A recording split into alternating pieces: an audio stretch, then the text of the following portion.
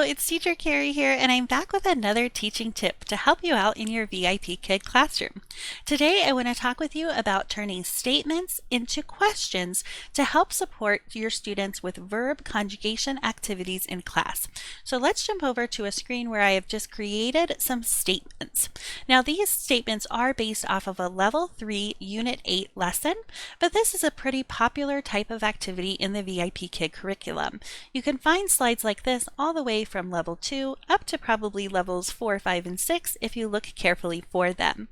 Now, the goal of this activity is just to have the student conjugate verbs correctly, and oftentimes there won't be any extra visual support, just like I have shown on this slide here. But occasionally you'll get a student who's either having trouble with the reading itself or who's having trouble with the verb conjugation activity. So turning these statements into a question can really help support them through this part of the lesson. So if I look at number 1 here, I should say, I grow fruit. Now, the goal is to have students be as independent as possible, so I always give them a chance to try it independently first. But if they're struggling a little bit, I might just ask, what do you grow? And in this case, I'll use TPR to support my student with answering that question. I grow fruit. But if we're still struggling, or if I think the student maybe doesn't understand the vocabulary in the sentence, I can of course add another layer of support by adding a visual for growing fruit. I use digital props, but of course you could use a whiteboard or some physical props if you have any that would apply to the statements that you have on your slides. So then, of course, when the student has the answer, they'll just circle, I grow fruit. And we could go through the rest of them. For number 2, I would say, where does she live? And the student, of course, would say, she lives there. And each time I might add an additional layer of support if I think that the student would benefit from it.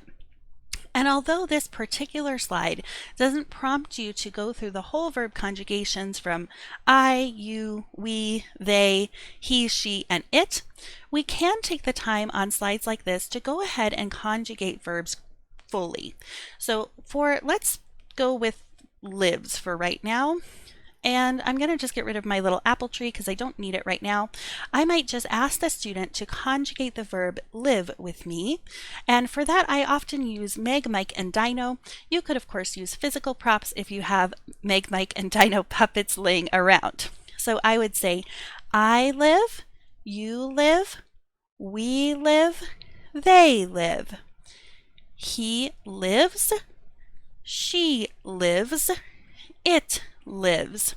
And I sort of slow down there and emphasize lives versus live when we're talking about he, she, and it. So always take the time to support your learner as much as they need in class, but be sure that you're not spending too long on any one slide as you're teaching, because of course then you won't be able to finish the lesson.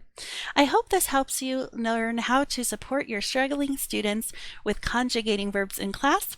Let me know what are some of your favorite tools for supporting students, and ask me any questions you have down in the comments below. I'll be happy to help out. I hope you have a great day teaching, and I'll see you all later. Bye!